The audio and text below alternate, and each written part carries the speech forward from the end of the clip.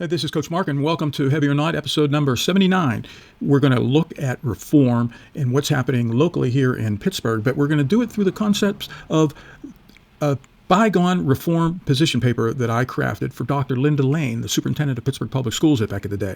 She wanted to cut a bunch of sports. I wanted to do something much differently, and I've been credited for saving Pittsburgh Public School sports in certain elements. We didn't win the day, but we didn't lose either. That was a difficult time, and frankly, very little has changed. And the way Dr. Walters, the present superintendent, thinks about things is often very similar to the way Dr. Linda Lane does things. So here's my big point. If we look at the roadblocks to sports participation, the problems are often at the top.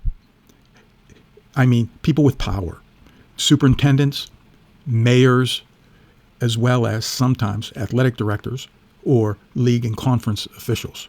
So a lot of the efforts here with Heavy or Not are going to be centered upon fixing sports participation roadblocks. And frankly, that often means a new argument directed at the people at the top to garner their support. Here's a chapter from our legacy.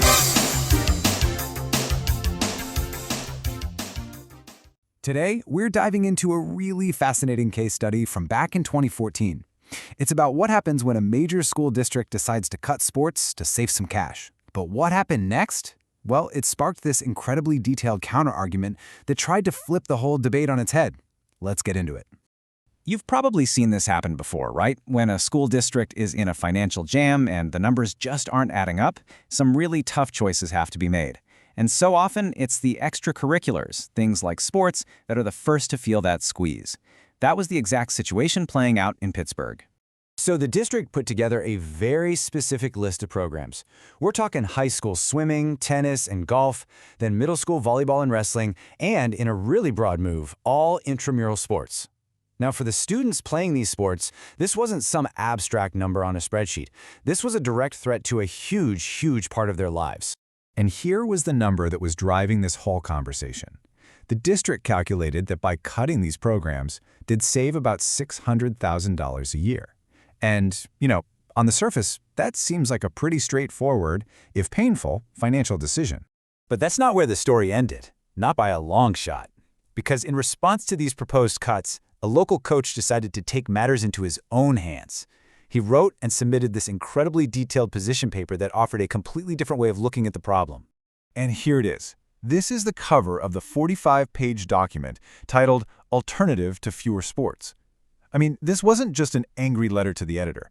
This was a comprehensive, well-researched battle plan arguing that the district's entire approach was just fundamentally wrong. This one sentence right from the paper's introduction really captures the whole idea. PPS doesn't need fewer sports, but rather better, more flexible, and smarter sports. The author's point was simple but powerful. The problem wasn't that these sports existed, it was how they were being managed. The answer wasn't to cut them, it was to innovate. So let's get into the financial argument, because this is where the paper really throws down the gauntlet and, honestly, flips the entire script. This slide just lays out two completely different ways of thinking. On one side, you have the district seeing sports as a simple expense, a line item to be cut. But the paper comes in and says, hold on, the financial problem is self-inflicted. It claims potential income had been squandered, and that these very programs could actually make money. There's a district view, and then there's the position paper view. The district would say, cutting sports saves money, but the real problem isn't money. It's participation, it's about education, it's about engagement, it's about growing our kids. The district might say, Dr. Lane especially, sports are expensive. Well, sports can generate revenue. And the district might say, cuts reduce spending. Well, the position paper takes a stance that potential income was squandered. For example, in 2025 summer, PPS had 0 summer programming. No Summer Dreamers, no Boost, because they always gave it away for free. It would have been fabulous to have a Summer Dreamers program and have the people that could pay, that would want to pay, that could enroll their kids to chip in and help generate some income so that these programs just don't have to totally evaporate. And the author did not mince words. This quote gets right to the heart of the argument. that the money issue was just a symptom of much deeper, systemic problems within the administration. In fact, he claimed that for years, offers to run programs that would actually generate revenue had been turned down. The real blame isn't money, but a blend of poor cooperation and incompetence. This chart really drives the point home about priorities. The author points out that while the district was trying to save $600,000 by cutting kids' sports, it had recently paid $2.7 million to outside consultants for something called an envisioning process. That contrast, it's pretty stark, and it was clearly meant to make people question the district's judgment. Okay, so how could a sports program actually make money instead of just costing it? Well, the paper's big idea was this concept called PPS H2O.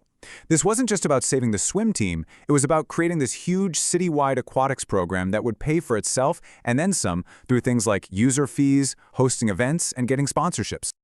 And check out this concept map from the paper.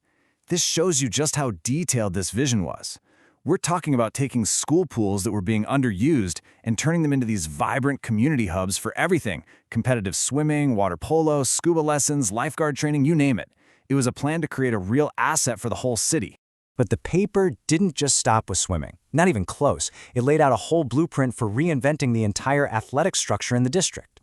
The paper basically laid out a three-step plan for reform. First, bring back a task force led by community members and coaches instead of wasting money on consultants. Second, create a new Olympic sports division to basically act as an incubator for the sports that were on the chopping block. And third, and this is a big one, lobby the state to change the rules to allow for more flexible citywide teams, which was a huge obstacle for a district with a lot of smaller high schools. The vision also pushed way beyond the school year. The paper suggested a partnership with the city to create all-city sports camps. Think about it. It would serve 1,000 kids over the summer, be funded completely independently through fees and sponsorships, and it would meet this huge demand from families who couldn't find spots in other summer programs. All right, this all builds to what is, for my money, the most powerful argument in the entire paper. This is where the author completely reframes the value of sports, not as an expense, but as a massive, long-term investment in the future of these students. The paper introduces this powerful idea of endgames. You know, the huge, life-changing achievements that sports can lead to. It argues that the district was so focused on the upfront cost that it was completely missing the real, tangible return on this investment. And here is the number that just stops you in your tracks.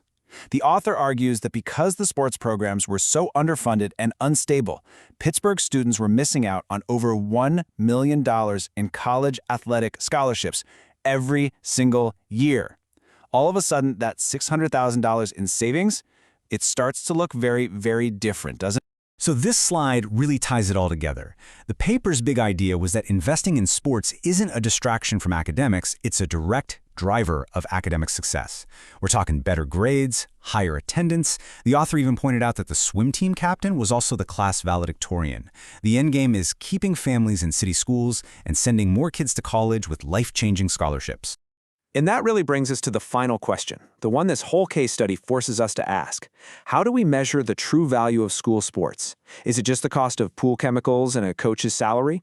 Or is it found in the discipline, the better attendance, the community pride, and maybe the $1 million scholarship opportunities it creates down the line? It's definitely a question worth asking. The full position paper is available online. See the show notes. But really, I'd rather have you subscribe, refer, like, comment on the podcast, Heavy or Not. We're going to attack sports reform in a lot of different ways. The next episode is going to look at college football. Furthermore, we want to wish our best to everybody for a Happy New Year.